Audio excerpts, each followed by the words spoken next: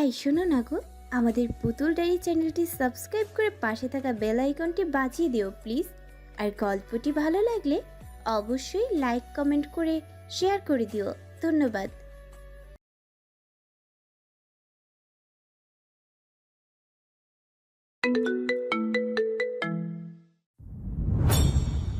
ফারু, মেয়েটা কে? তোর বন্ধু? না, গার্লফ্রেন্ড। সোনালি হকচকিয়ে গেল। দেখো মেয়ের কাণ্ড, মায়ের সাথে ফাজলামো করে। আহ ছোট, এটা কি ধরনের প্রশ্ন? বান্ধবী তো হবে না। বড় আম্মু, তুমি ওনাকে বোঝাও। আর হ্যাঁ, এ আমার ফ্রেন্ড আরু। কালকে আমার বার্থডে, তাই ওকে এনেছি। আসতেই চাইনি জানো, রাস্তা থেকে জোর করে ধরে বেঁধে এনেছি। ভালো করেছিস। এখন বস, তোদের জন্য শরবত করে আনি। যা গরম পড়েছে। আচ্ছা আম্মু, আব্বু আর বড় আব্বু কবে আসবে? এবারেও তারা থাকছে না? সোনালি অসহায় কণ্ঠে জবাব দিল। তাদের কি আর পরিবারের প্রতি খেয়াল আছে? সেই তো টাকার পেছনেই ছুটছে। আরিমা এতক্ষণ যাবৎ চুপ হয়ে সব শুনছিল। তার শাশুড়ি আন্টির মন খারাপ দেখে সে আর চুপ থাকতে পারল না। উঠে গিয়ে সোনালিকে পেছন থেকে জড়িয়ে ধরে বলল, উফ আন্টি, মন খারাপ করবেন না তো, আমরা আছি তো নাকি? ওনাদের কাজ আমরাই পুষিয়ে দিব, নো টেনশন। সোনালি বেগম হাসলেন। মেয়েটাকে তার ভালো লেগেছে। মন খারাপ করিনি মা, তুই বরং ফ্রেশ হয়ে আসো, আমি খাবার বাড়ছি। ফারহা ওয়াশরুমে ঢুকেছে। সেই সুযোগে আরিমা ভাবছে একটু নেতা সাহেবের রুমে থেকে ঘুরে আসা যাক। উনি হয়তো রুমে এখন নেই। ঝটপট রুম থেকে বেরিয়ে এলো আরিমা। মনে হচ্ছে তার নিজের বাড়ি এটা। এভাবেই পদচারণ করছে। সব রুম চেক করতে করতে একটা কক্ষের সামনে এলো আরিমা। ভেতর থেকে দরজা ভিড়ানো। নেতা সাহেব তো এখন আসেনি, আসার কথাও না, তাহলে দরজা খোলা কেন? আরিমা বেশি ভাবলো না। হতে পারে দরজা খোলা রেখে গেছেন উনি। পা টিপে টিপে ভিতরে প্রবেশ করলো আরিমা। বাহ, তার নেতা সাহেব বেশ শৌখিন মানুষ। দেখেই বোঝা যাচ্ছে। আরিমা চারপাশে চোখ বুলিয়ে দেখতে লাগলো। একদিন এই রুমে তার ঠাঁই হবে ভাবতে লাজুক হাসলো আরিমা। তারপর বেলকুনিতে চলে গেল। বাহ, এই জায়গাটা তো তার দারুণ লেগেছে। এখান থেকে বাগানে সব দৃশ্য দেখা যায়। ফল ফুল অভাব নেই সেখানে। লম্বা একটা শ্বাস এলো আরিমা নাসার অন্তে। কাঠগোলাপের ঘ্রাণ এসে ঠেকেছে। মুগ্ধতায় চোখ বুজে এলো আরিমার। এই মেয়ে, তুমি এখানে কি করছো? হঠাৎ কারো ধমকে হকচকে গেল আরিমা। তড়িৎ গতিতে ঘাড় ঘুরিয়ে ফায়ানকে দেখে স্বস্তি পেল যেন। আমার কথা শোনোনি? কারো অনুপস্থিতিতে যে রুমে আসতে নেই, এই ম্যানার্সটুকু তোমার মাঝে নেই? আরিমা কিছু বলার জন্য মুখ খুলেছে, কিন্তু তাকে থামিয়ে দিয়ে ফায়ান আবার বলতে লাগলো, তুমি আমার বাসায় কি করছো? কে অ্যালাউ করেছে তোমায়? সেই লাফাতে লাফাতে আমার বাসা অবধি চলে এলে। যত সব থার্ড ক্লাস মার্কা মেয়ে। আরিমার সরু ভ্রু কুচকে এলো। নেতা সাহেব তাকে অপমান করছে। আরিমা ফায়ানের দিকে এগিয়ে এলো, এক আঙুল উঁচু করে বলল, দেখুন নেতা সাহেব, এখানে আমি মোটেও আসতে চাইনি। আপনার বোন জোর করে এনেছে। আমাকে দেখে আপনার থার্ড ক্লাস মনে হয়? দেখবেন একদিন এই থার্ড ক্লাস মেয়ের পিছু পিছুই না আপনার ঘুরতে হয়। ফায়ান আরিমার এক হাত মুচড়ে ধরে আরিমার পিঠ ফায়ানের বুকে ঠেকল। আরিমা ব্যথায় উকে উঠেছে, কিন্তু না, তার তো নেতা সাহেবের সামনে দুর্বল হলে চলবে না। ফায়ান আরিমার কানে ফিসফিস করে বলল, শোনো মেয়ে, আজ পর্যন্ত কেউ সৌহার্দ্য ফায়ান খানের সামনে মাথা উঁচু করে তো দূরের কথা, আঙুল উঁচিয়ে কথা বলার দুঃসাহসও করেনি। আর তুমি দুদিনের মেয়ে হয়ে চটান চটান কথা বলছো।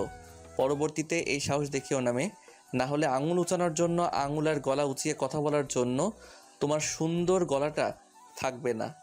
আরিমা ইচ্ছেও কেঁপে উঠল, তবুও নিজেকে সামলে উত্তর কাটল, আজ অব্দি কারো সাহস হয়নি আপনার সামনে মাথা উঁচিয়ে কথা বলার। আমার সাহস বরাবরই একটু বেশি। আর তাছাড়া গলা উঁচিয়ে যেহেতু কথা বলেছি, তাই আমি ভালোভাবেই জানি আমার গলাটা কিভাবে বাজাতে হবে। আরিমার তেড়া জবাবে ফায়ানের রাগ তরতরিয়ে বেড়ে গেল। আরিমার হাত আরেকটু চেপে ধরতে আরিমা অস্পষ্ট স্বরে কুকিয়ে উঠল। ফায়ান তার হাতটা ধরে টেনে এনে দরজার বাইরে ছুঁড়ে মারল। তোমার জায়গা সবসময় এভাবে বাহিরেই হবে। ফার্দার আমার রুমে ঢোকার সাহস যেন না হয়। বলে মুখের উপর দরজা বন্ধ করে দিল ফায়ান। আরিমা এক পলক দরজার দিকে অসহায় দৃষ্টিতে তাকালো। তার নেতা সাহেব প্রচুর কঠিন একটা মানব। এইভাবে কেউ ব্যথা দেয়? আগের ব্যথাটা এখনো সারেনি, তার উপর নতুন করে ব্যথা দিল। নেতা সাহেব হাত পুরো লাল বানিয়ে ফেলেছে নির্দয় পুরুষ। থাকবো না আপনার জীবনে, চলে যাব। রাতে ডাইনিংয়ে সবাই খেতে বসেছে। ফারহা সবসময় ফায়ানের পাশে বসে খায়, কিন্তু সে এবার আরিমার সাথে বসেছে। তারা দুজন খাচ্ছে আর হেসে হেসে গল্প করছে। মনে হচ্ছে দিন দুনিয়ার ধ্যান নেই বললেই চলে তাদের মাঝে। বাকিরা অবশ্য অবাক হয়েছে, কিন্তু ফারহার মুখে হাসি দেখে কেউ আর রাগ কাটেনি। কিন্তু ফাইন ফুটছে, কেন জানি আরিমাকে তার সহ্য হয় না। আরও কালকে তুই আর আমি এক ড্রেস পরবো, ঠিক আছে? উৎফুল্লের সহিত কথাটা বলল ফারহা। আরে তুই বার্থডে গার্ল, সবার থেকে আলাদা থাকবি তুই, ছাগল কোথাকার। ফারহা গাল ফুলালো। আচ্ছা, বাকিরা আসবে না? ঠিক আফ্রিদের বলেছি তারা আসতে নারাজ, সন্ধ্যায় আসবে একেবারে। ঠিক আছে। তোরা চুপ করবি? খাওয়ার সময় বেশি কথা বলে আমি পছন্দ করি না ফারু। ফাইনের গম্ভীর মুখশ্রী দিকে তাকিয়ে হালকা হাসলো। আরিমা তার নেতা সাহেবকে গম্ভীর মুখেও কত কিউট লাগে, ইচ্ছা করে খেয়ে ফেলে। তখনই ফায়ানের কাশি উঠে গেল। এক গ্লাস পানি খেয়ে সেখান থেকে চম্পট কাটলো ফায়ান। আরিমা হা করে তাকিয়ে আছে। তার কথার জন্য ওনার কাশি উঠেছে নাকি? কিন্তু সে যে মনে মনে বলেছে, অদ্ভুত নেতা সাহেব আর তার কাণ্ড কারখানা। কি ব্যাপার রাজ, তোর কার্যক্রম কত দূর? এই তো বাবা, কাঠ পেয়ে গেছি। একবার শুধু খান বিলায় ঢুকি আমি, কিছু না করে ফিরছি না। দেখিস কিন্তু ফাহাদ খান তার মনের ব্যাপারে পজিটিভ বেশি। আহ বাবা, না যেতে ভয় দেখাচ্ছ? তুই ভয় পাচ্ছিস? রাস্তার বাবার দিকে বিরক্তি দৃষ্টিতে তাকালো। তার খেলা এবার শুরু হবে। সে দেখবে ফায়ান কিভাবে তার হাত থেকে প্রাণ প্রিয় বোনকে বাঁচায়। জাঁকজমকপূর্ণ আলোক রশ্মিতে ঝলমল করছে খান ভেলা। কোথাও কোনো কিছু ত্রুটি নেই। নানান লোকেদের আগমনী, প্রত্যেকেই জায়গা গমগম করছে। বাইরে কোথাও পা ফেলার সুযোগ নেই বোধ হয়। যেদিকে তাকানো হয় সেদিকে বড় বড় নেতা, সেলিব্রিটি অথবা বড় বড় বিজনেসম্যানদের দেখা যাচ্ছে। এমপি সৌহার্দ্য ফায়ান খানের একমাত্র বোনের জন্মদিন বলে কথা। নামি দামি মানুষদের আনাগোনা অবশ্যভাবে ফায়ান সবাইকে সাদরে গ্রহণ করছে, মুখে হাসি ঝুলিয়ে ঝুলিয়ে আলাপচারিতা করছে। তা দেখে আরিমা মুখ বাঁকালো। এ ঢং দেখলে আর বাঁচি না, কিভাবে দাঁত কেলিয়ে হাসছে। আমার সাথে একটু ভালো ব্যবহার করলে কি হয় আপনার নেতা সাহেব? কথা বলার সময় মুখে করলা ঝুলিয়ে রাখে, যখনই আমি কিছু বলবো তার উত্তরে তিতা তিতা কথা বলবে। অভিমানী মুখ ফুলিয়ে রাখলো আরিমা। এই নেতা সাহেবকে যদি সে তার পেছনে না ঘুরিয়েছে, তার নামও আরিমা এহসান পুষ্পনা।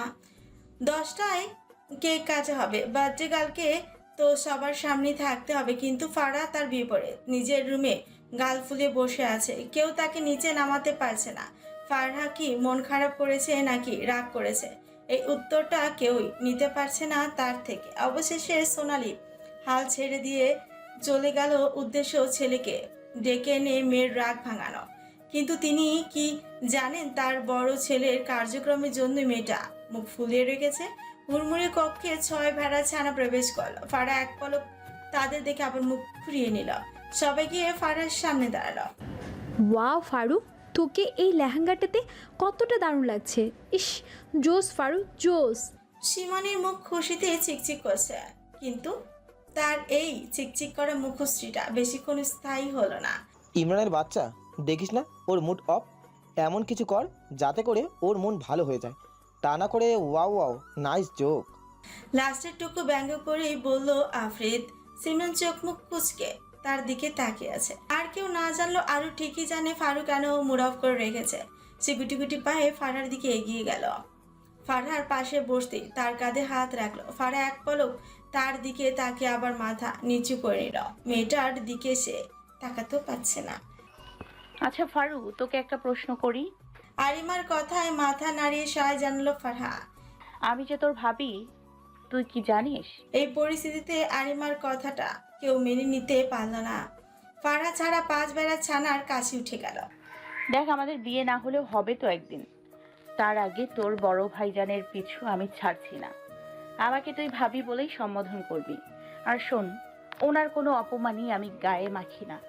ভালোবাসা যখন একতরফা তখন সেখানে একটু পরিশ্রম করতেই হবে, বুঝলি? ফারহা হাসল, বাকিরা ড্যাব ড্যাব করে তাকিয়েছে। বোঝা যাচ্ছে তাদের কথার প্যাচ ভেড়ার ছানারা বোঝেনি। ফাইন হন্তদন্ত করে উপরে উঠেছে। 10টা বেজে গেছে, বোনকে নামাতে হবে।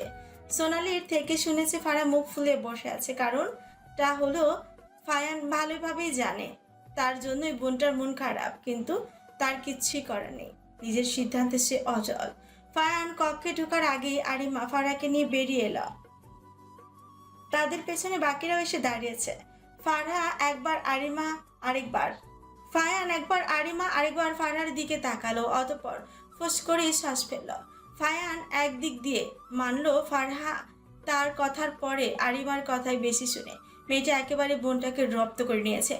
নিচে নেমে ফারহা চারপাশটা ভালো করে দেখে নিল। তার বাড়িটা চমৎকারভাবে সাজানো হয়েছে। সামনে টেবিলের উপর কেক রাখা, তার পেছনে ফুল দিয়ে বড় বড় করে লেখা হ্যাপি বার্থডে ফারো। চারপাশে তাকিয়ে চোখ ফিরিয়ে নিচ্ছিল ফারহা, কিন্তু একজনের দিকে দৃষ্টি পড়তে থমকে গেল সে। চোখ ফিরানোর নামগন্ধ নেই তার মাঝে। বুকের ভেতর চিপচিপ করছে, ভেতরটা জ্বলছে। কেন জ্বলছে তা ফারহার অজানা। আরিমার সব কিছু খেয়াল করেছে। সে মনে মনে দোয়া করছে ফারহা এমন ভুল যেন না করে, না হলে তার জীবন নরক হয়ে যাবে। ফায়ান বোনকে নিয়ে কেক কাটলো। ফারহা পরিবারের মধ্যে সর্বপ্রথম তার ভাইকেই কেক খাইয়ে দিল, অতঃপর তার মা সোনালি, তারপর বড় আম্মুর দিকে এগিয়ে গেল। মোহনা তাকে প্রাণ ভরে দোয়া করে দিল। ফারহা আরিমার কাছে যেতে নিলেই মাথা নাড়িয়ে না করে আরিমা, কারণ সে মাস্ক খুলবে না। এখানে মাস্ক খুললে সর্বনাশ হয়ে যাবে। ফারহা একে একে তার বন্ধু মহলের সবাইকে কেক খাইয়ে দিল, তারপর দম নিল। আফরিদ, বাসায় কখন যাবি ভাই? ভাইয়া আর একটু পর যাচ্ছি। তুমি কখন যাবে? আমার দেরি হবে, ভাইয়ের সাথে কাজ আছে যে। আচ্ছা ঠিক আছে, তুমি আমাকে বাসার চাবিটা দাও, আমি চলে যাব ঠিক টাইমে। আচ্ছা। নাদিম আফ্রিদের হাতে চাবি দিয়ে সেখান থেকে চলে গেল। কে রে? এমপির পার্সোনাল অ্যাসিস্ট্যান্ট তোর ভাই? মনিরের কথায় দুপাশে মাথা নাড়িয়ে সায় জানালো আফ্রিদ। আচ্ছা, তোর ফ্যামিলিতে কে কে আছে? কোনোদিন বলিসনি এ ব্যাপারে আমাদের। আফ্রিদ একটু নড়ে চড়ে বসলো, গলা খাকারি দিয়ে বলা, আমি আর আমার ভাই ছাড়া কেউ নেই, আমরা এতিম। আরিমা ওয়াশরুম থেকে বেরিয়ে যার থেকে পালানোর জন্য এত কিছু ঠিক তার সামনেই করতে হলো তার। রাজ এক পা করে আরিমার দিকে এগিয়ে আসছে। আরিমা বার কয়েক ঢোক গিলে কয়েক পা পিছিয়ে গেল। না, এই লোকটার সামনে কিছুতেই পড়তে চায় না আরিমা। কি ব্যাপার জান, মাস্কটা একটু খোলো, কতদিন ধরে দেখি না তোমায়। বলি বাঁকা হাসলো রাজ। এখানে কেন এসছো? এখানে কেন এসছো? চলে যাও এখান থেকে মাম্মা। যাবই তো। তোমরা কি ভেবেছ লুকিয়ে প্ল্যান করবে আর আমি সেটা জানবো না? আর এই তুচ্ছ মাস্ক পরে তুমি আমার সামনে সৌন্দর্য ডেকে রাখতে পারবে ভেবেছ? বলে একটানে মাস্ক খুলে নিল রাজ। শোনো বেবি, আমি চাইলে মাস্ক কেন, তোমার শরীরের কামনা। কে ওখানে? ওখানে কে? কি করছে? এই তোমরা কে? রাজ নিজের মুখ লুকিয়ে সেখান থেকে পালিয়ে গেল। আরিমা এখনো মুখ কুঁচকে দাঁড়িয়ে আছে। বাহ বাহ, এই তোমার আসল রূপ। বেশি দিন ভালো সাজতে পারলে না মিস আরিমা? মানে আরিমা আশ্চর্য হয়ে ফায়ানের দিকে তাকিয়ে আছে। মানে জানতে চাচ্ছ? এই যে খোলামেলা হয়ে রোম্যান্স করছো তা বলি। শোনো মে, এই বাড়ি অপবিত্র না, আর না এখানে অশ্লীল কাজ চলে। তুমি এসে বাড়িটাকে অপবিত্র করে দিয়েছ। ছি, ফারহার কথাটা একটু ভাবতে। সে যদি জানতে পারে তার প্রাণপ্রিয় বান্ধবী এরকম নষ্টা কাজ করে, সে কতটুকু কষ্ট পাবে জানো? আরিমা বাকরুদ্ধ হয়ে ফায়ানের দিকে ফ্যাল ফ্যাল করে তাকিয়ে আছে। কথা বলার শক্তিটুকুও পাচ্ছে না সে। হঠাৎ তার মনে হলো তার নেতা সাহেব তাকে ভুল বুঝছে। বিশ্বাস করুন। বিশ্বাস? এই মেয়ে এখনই বের হয়ে যাবে। ছি, এটা আমার বাড়ি, কোনো হোটেল না যে যা ইচ্ছা তাই করবে। বাহিরে অনেক হোটেল বাসা ফাঁকা পাবে, আমার বাসায় এসব ফষ্টি নষ্টি চলবে না। বেরিয়ে যাও আমার বাসা থেকে, এক্ষুনি বেরোবে তুমি। Get out. বিশ্বাস করুন প্লিজ, শোনেন। Shut up and get out. কোনো চরিত্রহীনা মেয়ের জায়গা খান ভিলাই হবে না। থার্ড ক্লাস বস্তির মেয়ে। আরিমা কেঁপে উঠল, তার পায়ের নিচ থেকে যেন মাটি সরে গেল। সে আর দাঁড়ালো না, ফায়ানকে একবার দেখে নিল। লোকটা অন্যদিকে দৃষ্টি ফিরিয়ে আছে। অতঃপর এক দৌড়ে মেইন গেটের দিকে ছুটল। ফায়ান সেদিকে তাকিয়ে তারপর পরপর কয়েকটা শ্বাস ফেলল। অবশেষে আপদ বিদায় হলো। মাঝ রাস্তায় আরিমা পা গুটিয়ে ফুটপাতে বসে আছে, দৃষ্টি তার আকাশের পানে। নিজ মনে বুলি ওড়াচ্ছে আরিমা। সেই বুলি কারো শোনার বোঝার সাধ্য নয়। ফায়ান ফারহাকে ডেকে নিয়ে কঠোর নিষেধ করেছিল যেন সে আরিমার সাথে কথা না বলে, সম্পর্ক না রাখে। ফারহা ভাইয়ের মুখের উপর নাকচ করতে পারেনি, আবার সায়ও জানায়নি। এবার তো ফায়ান আরও কথা বলতে দিবে না আরিমার সাথে। ফারহা ভাইয়ের মুখের উপর নাকচ করতে পারেনি, আবার সায়ও জানায়নি। এবার তো ফায়ান আরও কথা বলতে দিবে না আরিমার সাথে। তার বন্ধু মহলের ছানাগুলোও কি তাকে ভুল বুঝবে, ঘৃণা করবে? আচ্ছা, আরিমা কি এতই খারাপ? সবে এক এক করে ছেড়ে চলে যায় তাকে। তখন একটা কল এলো। আরিমা সেই দিকে তাকিয়ে হেসে দিল। কে বলেছে তাকে সবাই ছেড়ে যায়? সবাই ছাড়ে না, আঁকড়ে ধরার চেষ্টা করে অনেকে, কিন্তু নিয়তির কাছে হেরে যায়। তবে যাওয়ার আগে একটা করে স্মৃতি রেখে যায়। সত্য সে যেভাবে পাখিরা কিচিরমিচির শব্দে চারিদিকে মুখরিত হয়, ঠিক সেভাবে শোরগোলের শব্দে খান বিরা মুখরিত হয়ে আছে। এটা যেন তেন শব্দ নয়, গ্লাস ভাঙার শব্দ, টেবিল ভাঙার শব্দ, টিভি ভাঙার শব্দ। ড্রয়িং রুমের প্রত্যেকটা জিনিস ভেঙে চূর্ণ বিচূর্ণ করে ফেলছে খান পরিবারের ছোট কন্যা। কেউ তার ধারে কাছেও ঘেঁষতে পারছে না। ফায়ান তো আরও না, বোনের দিকে এগোতে নিলেই ছুরি দিয়ে সুইসাইডের হুমকি দেয়। অজ্ঞতা সে দাঁড়িয়ে বোনের কাণ্ড দেখছে। বেশ খানিক সময় বাদে ফায়ান ফারহার দিকে এগোতে নিলেই ভাইয়ের দিকে ছুরি ধরে চেঁচিয়ে ওঠে ফারহা। খবরদার, যদি আমার দিকে এক পা বাড়িয়েছো নিজে জায়গা থাকো, নইলে ভালো হবে না। কেন অযথা বাহিরে নষ্টামের জন্য জেদ করছিস ফারু? কি পেয়েছিস ওর মধ্যে? ফায়ানের কণ্ঠে রাগ ঝরে পড়েছে। সে কিছুতেই তার বোনকে ওই বেহাইয়া মেয়ের সাথে মিশতে দিবে না। চুপ করো তুমি। আরও সম্পর্কে আর একটা বাজে কথা বলে দেখো, আমি নিজেকে এক্ষুনি শেষ করে দিব। ওর সাথে থাকতে থাকতে তোর মন মানসিকতাও থার্ড ক্লাস হয়ে গেছে। এই মেয়েকে ফ্যামিলি কি শিক্ষা দিয়েছে কে জানে। ফারহা আগের থেকে দ্বিগুণ চেঁচিয়ে উঠল। উত্তেজনা তার হাত পা কাঁপছে মৃদু। Just shut up. অনেক বলেছ, এমপি হয়েছো বলে মাথা কিনে নিয়েছো, মানুষ চিনতে শিখেছো। আরে মেয়েটা এতিম, এই দুনিয়ায় ওর কেউ নেই ভাইয়া, কেউ নেই। ওকে আমি এনেছিলাম নিজ দায়িত্বে এই বাসায়। মেয়েটা আসতে চাইনি জানো তো। আমি তার দিকে তাকাবো কিভাবে তাকাবো আমি? আমাকে তুমি তার চোখে ছোট করে দিলে ভাইয়া। আমার ভাই এরকমটা কিভাবে করতে পারে? অধঃপতন হয়েছে তোমার ভাইয়া। আমি আরোকে খুঁজে না পাওয়া অবধি তোমার বাসার এক গ্লাস পানিও মুখে তুলবো না, না তোমার সাথে কথা বলবো। ফারহা দৌড়ে নিজের রুমের দিকে ছুটল। এদিকে রেখে গেল খান পরিবারের বিস্মিত বড় বড় চোখ। ফায়ানের কানে এখনো বাজছে মেয়েটা এতিম। কিছুক্ষণ পর ফায়ান নিজেকে ধাতস্থ করে নিয়ে বিড়বিড় করে আওড়ালো। এতিম দেখেই তো এই অবস্থা। ফ্যামিলি থাকলে ভালো শিক্ষাটাই দিত। ফারহা নিজের রুমে এসে একটা ফটো ফ্রেম হাতে নিয়ে বসে আছে। তার চোখ থেকে টপটপ করে পানি সেই ফ্রেমে গড়িয়ে পড়ছে। ফ্রেমটা তাদের 7 জনের ছবি, নিচে গুটি কয়েক শব্দে লেখা 7 ভেড়া ছানা। এই ফ্রেমটা আরিমা তার জন্য বাঁধিয়েছিল, তাকে দিবে বলে। বেচারি দিতেও পারেনি, তার আগেই তো ভাইয়া তাকে তাড়িয়ে দিয়েছে। আমার এখানে বসে থাকলে চলবে না, আর ওকে খুঁজতে হবে আমার। নতুন বাসায় শিফট হয়েছে আরিমা। কাল রাতের মধ্যে সে তার ফ্ল্যাট ছেড়ে দিয়েছে। এটাতে ভাড়ায় থাকবে সে। আরিমা ভালোভাবেই জানে সকাল হলেই ফাড়া সহ 5 বেড়াছানা ছুটে আসবে। যদি কাহিনী জানে তাহলে। আপাতত আরিমা তাদের সামনে পড়তে চাচ্ছে না। হায় রে আমার জীবন, হায় রে প্রিয় মানুষ। ধোকা, সব ধোকা, সবাই ধোকা দেয় আমায়। এই যে এখনো আমি একা, আমার সাথে কেউ থেকেও নেই। পরিবারের লোক এই শহরেই আছে, তবু তারা আমায় চেনে না, জানে না, আমার খোঁজ অবধি নেই তাদের কাছে। আমি বেঁচে আছি নাকি মরে গেছি, বাবা মা না থাকলে বুঝি এরকম ভোগান্তি পোহাতে হয় কি জানি। অতি শীঘ্রই আমি আমার মিশন কমপ্লিট করব, তবে টার্গেট চেঞ্জ। প্রিয় বস, আপনি যদি চলেন ডালে ডালে, আমিও চলি পাতায় পাতায়। আপনার অস্ত্র দিয়ে আপনাকেই কোপকাত করবে আরিমা। আফরিদ, আফরিদ ঘুম ঘুম চোখে ঢুলতে ঢুলতে ভাইয়ের পাশে ধপ করে বসে পড়ল। তারপর নাদিমের কোলে মাথা রেখে আবার ঘুম। নাদিম দীর্ঘশ্বাস পেল। এই ছেলেকে মানুষ করতে গিয়ে তার অবস্থা নাজেহাল। এর থেকে ছোট বাচ্চারাও ঢের ভালো। নাদিম আফ্রিদের চুলে হাত বুলাতে বুলাতে বলে। খবর শুনেছিস? আফ্রিদ একবার ভাইয়ের দিকে তাকালো, ফের চোখ বুঝল। নাদিম মুচকি হেসে বলল, জানিস ভাইয়ের বোনের সাথে একটা মেয়ে পড়ে না, ওই যে আরিমা, তোদের ভার্সিটিরই তো, হয়তো চিনিস। কাল রাতে একটা ছেলের সাথে ধরা পড়েছে সে। তখন ভাই তাকে অপমান করে বাসা থেকে বের করে দিয়েছে। আমি পাশেই ছিলাম, তাই জানতে পেরেছি। আরিমা নামটা শুনেই আফ্রিদের কান সজাগ হয়ে গিয়েছিল। এবার সে লাফ দিয়ে উঠে বসলো। নাদিম হকচকিয়ে গেল। কি হলো, এভাবে হা করে তাকিয়েছিস কেন? তুমি আমাকে রাতে বলবে না ভাইয়া? কেন, এখানে বলা বলির কি আছে?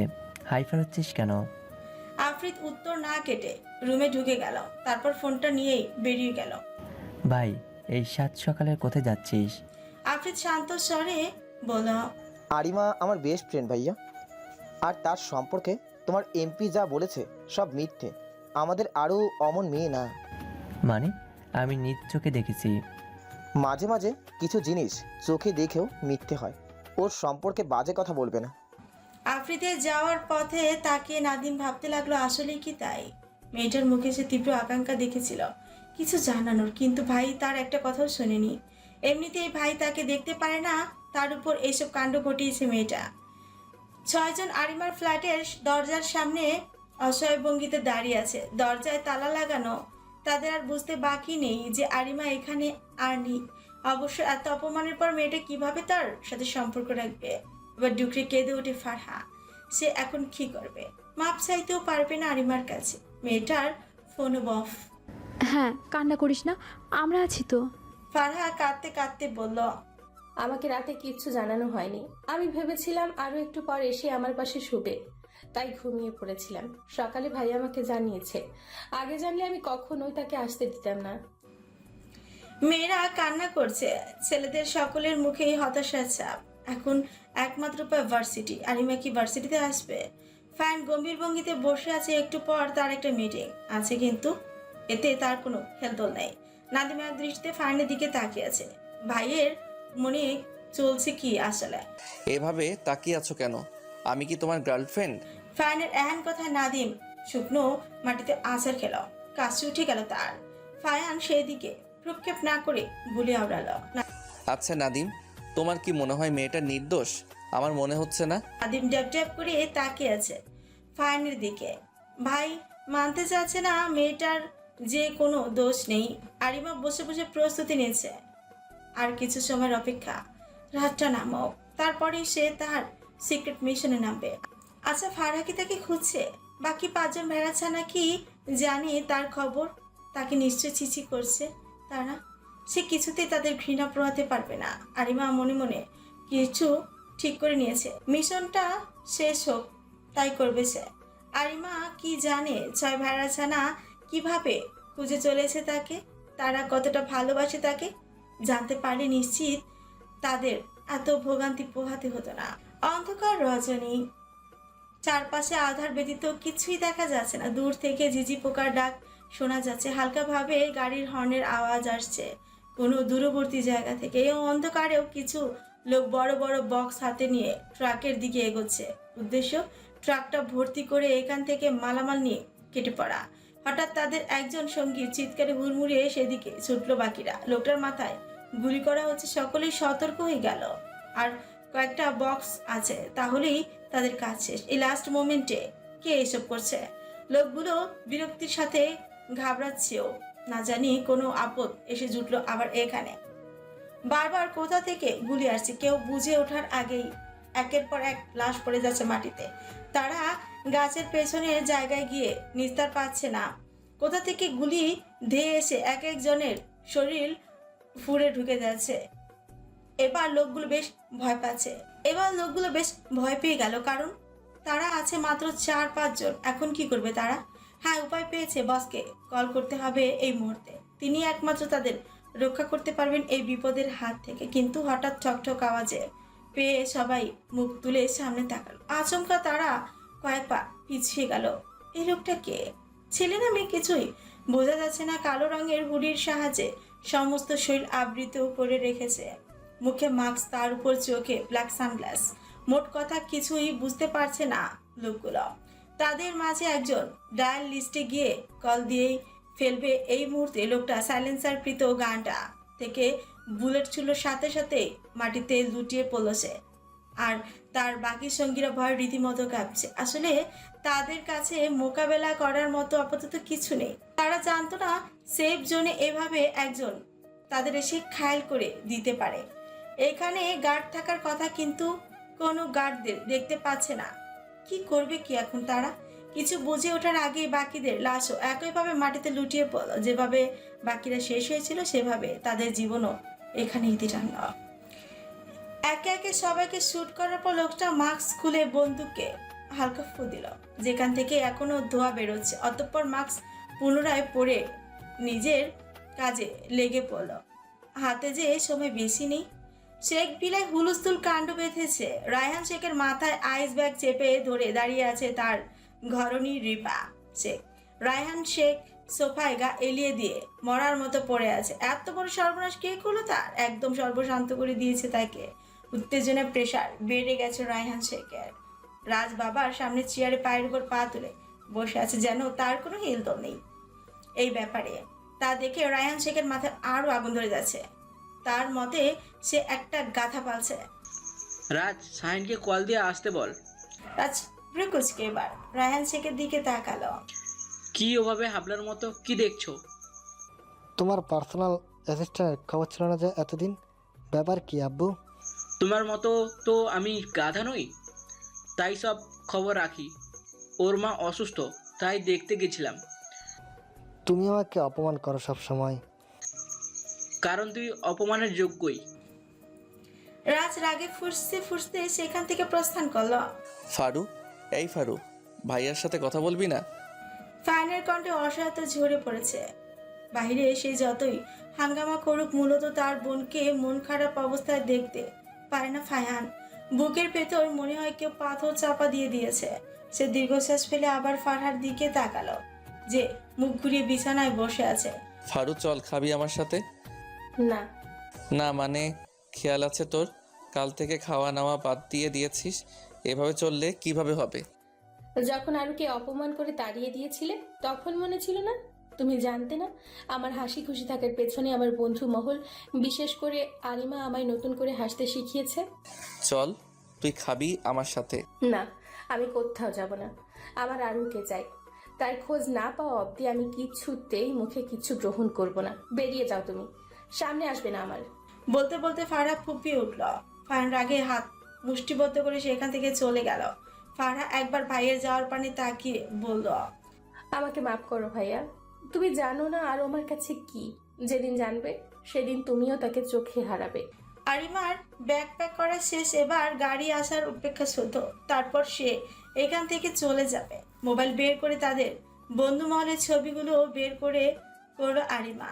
এক চিলতে হাসি ফুটে উঠল আরিমার ঠোঁটে। পরক্ষণেই মুখ কালো করে নিল আরিমা। সুস্থ স্বাভাবিক জীবন যে তার জন্য নয়, সে অন্যের কয়েদি। ফারহা সবার চোখ এড়িয়ে একটা পার্কে এসেছে। এখান দিয়ে যাওয়ার সময় আরিমা প্রায় বলতো তার এই শিশু পার্কে ঘুরে যাবে একদিন। এসব ভাবতেই দীর্ঘশ্বাস বেরিয়ে এলো ফারহাদ থেকে। কোথায় তুই আরু? আর কোথায় খুঁজলে তোকে আমি পাবো? প্লিজ দেখা দে আরু, প্লিজ। হে মিস, এভাবে শিশু পার্কে এসে শিশুদের মতো কাঁদছেন কেন? ফারহা মাথা তুলে সামনে তাকাতে অবাক হয়ে গেল। সেই দিনে সেই ছেলেটা, লোকটার মুখশ্রী সে ভুলবে কিভাবে? প্রথম সাক্ষাৎ করেই যে মন দিয়ে বসেছে সে। হ্যালো, জি, কিছু বলবেন? লোকটা ফারহা থেকে কয়েক গজ দূরে ধপ করে বসে গেল। নাম কি আপনার? মাস্ক পরে এই গরমে আছেন কিভাবে? ফারহা ভাবলো সে মাস্কটা খুলে ফেল, তাহলে মানুষটা তাকে চিনতে পারবে। আপনি না সোয়াজ ফাজ খানের বোন? তা এখানে কি করছেন গার্ড ছাড়া? যে কোনো সময় বিপদ আসতে পারে। তাই তো মাস্ক পরেছি, পাছে কেউ ভাইয়ার কাছে বিচার দিয়ে দিলে। ছেলেটা হাসলো। আমি যদি বিচার দিই? ফারহা চোখ ছোট ছোট করে ছেলেটার দিকে তাকালো, যার ফলে ছেলেটা আরো জোরে জোরে হাসতে লাগলো। ফারহা এক দৃষ্টিতে ছেলেটার দিকে তাকিয়ে আছে। আচ্ছা, আপনার নাম কি? ছেলেটা এবার রহস্যময় হাসি দিয়ে বলল, রাজ। নিশান্ত রাজ শেখ। আরিমা গাড়ি স্টার্ট দেওয়ার আগে ফাইনের ছবির দিকে এক পলক তাকিয়ে দীর্ঘশ্বাস ফেলল। আমার এত পাগলামির কোনো মানে হয় না নেতা সাহেব। আমি যে অন্যের শিকলে বন্দি। আমি চাইলেও আপনার হতে পারবো না নেতা সাহেব। এই যে আপনার থেকে কিছু ভালো মন্দের স্মৃতি নিয়ে গেলাম। আর কি কোনোদিন দেখা হবে আমাদের? ফানের ছবিটা বুকের সাথে চেপে ধরে আরিমা বুলিয়ে ওঠালো। ভালোবাসি নেতা সাহেব, বড্ড ভালোবাসি। সেই ছোট্ট কাল থেকেই আপনাকে ভালোবেসে এসেছি নেতা সাহেব, ভালোবেসে যাব আমৃত্যু। তারপর গাড়ি স্টার্ট দিয়ে সেখান থেকে প্রস্থান করলো আরিমা। আর কি এই শহরে আসা হবে? নাদিম, জি ভাই। আরিমা মেয়েটার খোঁজ করো, 24 ঘন্টার মধ্যে তার খোঁজ চাই আমার। আর সেদিনের ছেলেটার ডিটেলস খুঁজে বের করবে। নাদিম হতভম্ব হয়ে ফাইনের দিকে তাকিয়ে আছে। ভাই এসব কি বলছে? তখনই তো একটা লোক দৌড়ে এসে ফ্যানের সামনে হাঁপাতে হাঁপাতে বলল, রিফাত, আমি বলিনি অনুমতি না নিয়ে আমার ডেস্কে আসবে না? ফ্যানের কপালের রক ফুলে উঠেছে রাগে। এদের সব কটাকে ছাঁটাই করে দিবে সে। স্যার, ফারা ম্যাম অ্যাক্সিডেন্ট করেছে, রাস্তার পাশে রক্তাক্ত অবস্থায় পড়ে আছে স্যার। জলদি চলেন, নয়তো কিছু একটা হয়ে যেতে পারে।